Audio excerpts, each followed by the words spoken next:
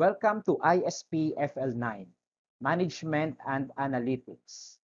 Module 3, How to Become a Data Analyst. With the increase in data generation, the term data analyst has found its prominence today. However, to become a data analyst, there are a set of required data analyst skills and a few steps that have to be followed. In this article on how to become a data analyst, you will get an in-depth understanding of what you must do to become a data analyst, unearth the skills required to bag this position, and you'll get a step closer to your dream of becoming a data analyst. Let's talk about the 4 dimensions of data. First, we have volume.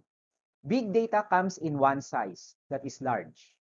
Enterprises are awash with data, easily amassing terabytes and even petabytes of information. We have velocity. Oftentimes sensitive, big data must be used as it is streaming into the enterprise in order to maximize its value to the business. But it must also still be available from the archival sources as well. Number 3, we have variety.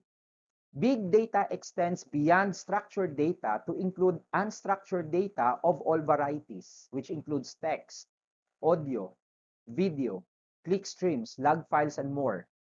We have number 4, veracity. The massive amounts of data collected for big data purposes can lead to statistical errors and misinterpretation of the collected information.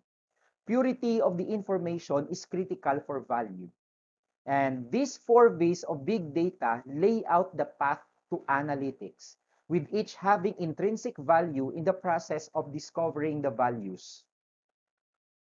So let's talk about data categories. So number 1, we have structured data. So structured data are normally found in traditional databases or SQL, where data are organized into tables based on defined business rules. Structured data usually prove to be the easiest type of data to work with, simply because the data are defined and indexed, making access and filtering easier. We also have unstructured data.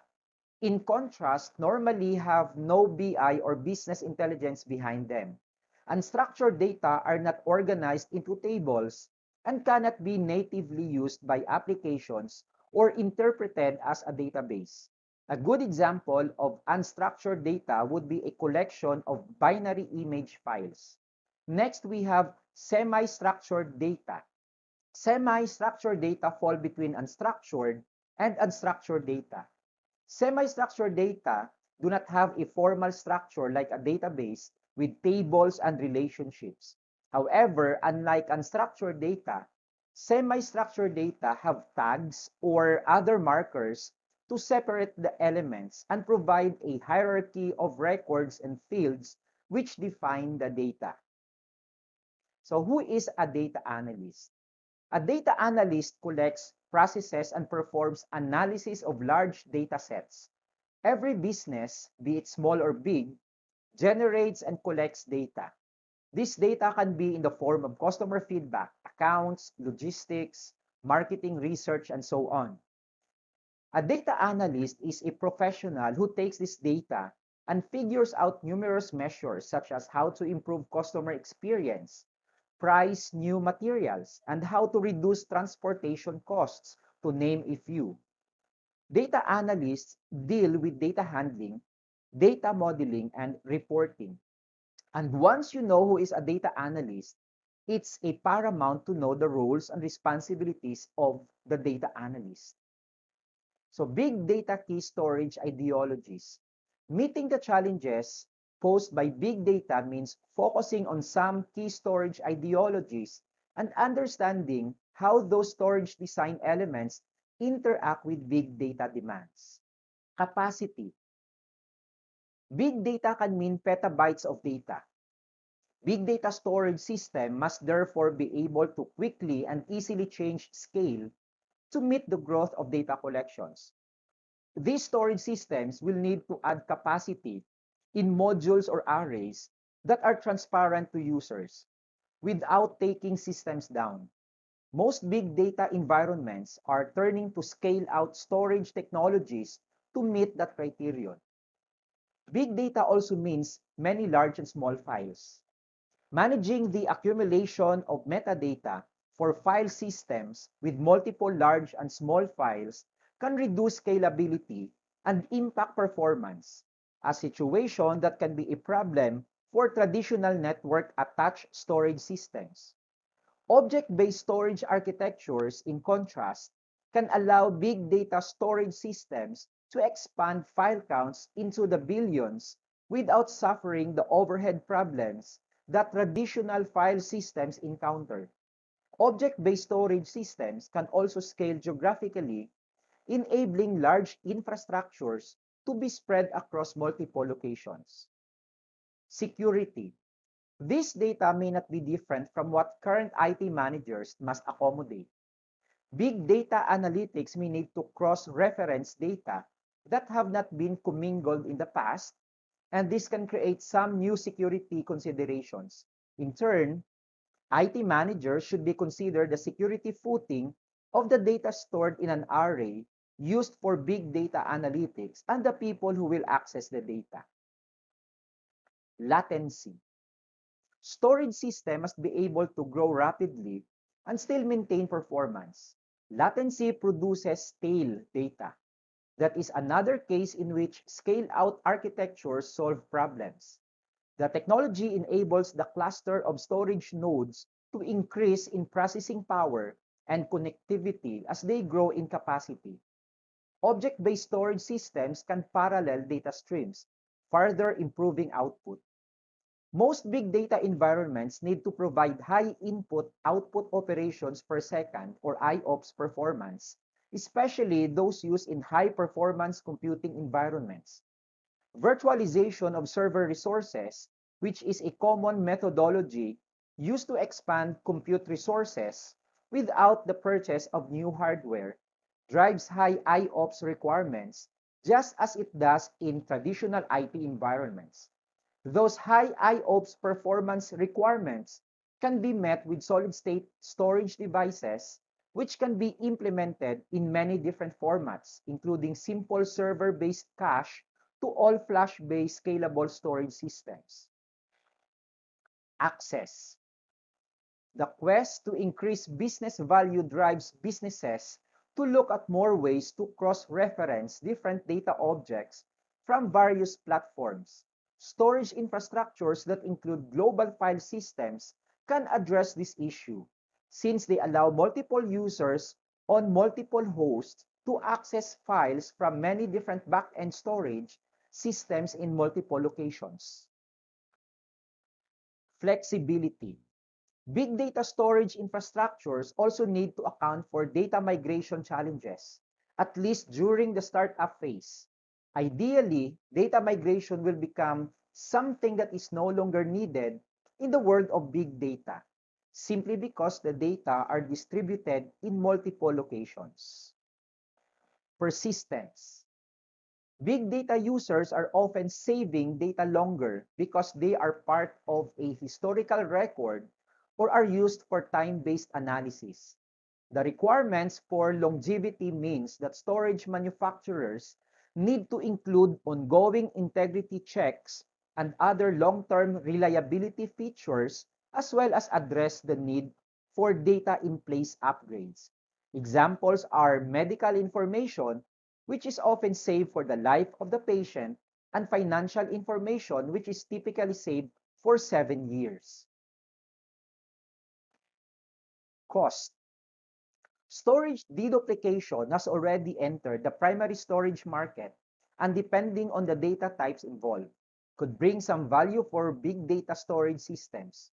The ability to reduce capacity consumption, even by a few percentage points, provides a significant return on investment as data sets grow. Other big data storage technologies that can improve efficiencies are thin, like, for example, provisioning, snapshots, and cloning. Thin provisioning operates by allocating disk storage space in a flexible manner among multiple users based on the minimum space required by each user at any given time. Snapshots streamline access to stored data and can speed up the process of data recovery. There are two main types of storage snapshot. We have copy on write or low capacity, and we have snapshot and split mirror snapshot. Utilities are available that can automatically generate either the types. This cloning is copying the contents of a computer's hard drive. The contents are typically saved as a disk image file and transferred to a storage medium, which could be another computer's hard drive or removable media such as DVD or a USB drive. Application awareness. Initially, big data implementations were designed around application-specific infrastructures such as custom systems developed for government projects or the white box systems engineered by large internet service companies. We have the small and medium business. The value of big data and the associated analytics is trickling down to smaller organizations, which creates another challenge for those building big data storage infrastructures, like creating smaller initial implementations that can scale yet fit into the budgets of smaller organizations. So what are the different responsibilities of a data analyst? So first, understanding the goal.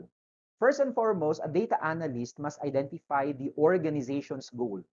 They must assess the available resources, comprehend the business problems, and collect the right data. Then, we will do the querying. Data analysts write complex SQL queries and scripts to gather, store, manipulate, and retrieve information from relational databases such as MS SQL Server, Oracle DB, and MySQL. Data mining. So data is mined from a plethora of sources and organized to obtain new details from it. By doing so, data models are built to increase the efficiency of the system. And we have data cleansing. Cleaning and data wrangling is the vital duties of a data analyst. The data gathered initially will often be messy and have missing values. Hence, it's crucial to clean the collected data to make it ready for the analysis purposes. We also have data examining. Data analysts use analytical and statistical tools, including programming languages, for carrying out a logical examination of data. Interpreting data trends. Data analysts use various packages and libraries to spot trends and patterns from complex datasets, thereby discovering unseen business insights. Preparing summary reports. Data analysts prepare summary reports with the help of data visualization tools. These reports guide the leadership team to make timely decisions. And collaborating with other teams. Data analysts interact with the management team, development team, and data scientists to ensure proper implementation of business requirements and figure out process improvement opportunities. Qualitative versus quantitative research. Qualitative research is a method of examination that helps you understand human behavior to find the way people think and feel. Quantitative research aims more on the ability to compute numbers and perform statistical analysis. In qualitative research, this method provides answers on how or why. These methods are ideal when there are no fixed set of questions, but when a discussion is more useful to explore issues. Quantitative research helps you generate numerical data and hard facts using statistical, logical, and mathematical techniques. In qualitative, the time expenditure is lesser on the planning end and more during the analysis phase. And lastly, in quantitative research, using this method, the time expenditure is more massive in the planning phase and lighter on the analysis phase. So let's go to data collection. So for qualitative, the main idea is to understand and interpret social interactions. The respondent's opinion and feelings determine qualitative research discussions. Mostly qualitative research is done face-to-face, most commonly in focus groups of 6 to 8 respondents. You can ask open-ended questions verbally to respondents or discuss among a group of people about a topic to collect opinions that can be used for further research. While in quantitative, surveys typically contain a list of closed or multiple choice questions that are distributed to a sample. With online survey tools becoming more available with advanced features, more researchers are adopting web-based survey collection for quantitative research. An experiment is a type of research in which you exploit one or more independent variables and find their effect on one or more dependent variables. You can also collect data for quantitative research using content analysis. Research approach. For qualitative research generates both exploratory and highly descriptive knowledge. It de-emphasizes the causal models and explanations that have historically dominated the research process. For quantitative research also attempts to precise the observations and analysis on the topic to answer the inquiry. Research samples. For qualitative, judgmental sampling is a form of non-probability sampling in which researchers rely on their judgment when selecting the members of populations to participate in the study. While in quantitative, each sample has an equal probability of being chosen. A sample chosen randomly is meant to be an unbiased presentation of the total population. Role of the researcher. So, in qualitative research, the researcher and their biases may be known to the participants in the study, and characteristics of participants may be known to the researcher. In quantitative research, the researcher and their biases are not known to the study participants, and participant characteristics are deliberately hidden from the researcher. Scientific method. For qualitative, it is used to get an idea of the underlying reasons, opinions, and motivations.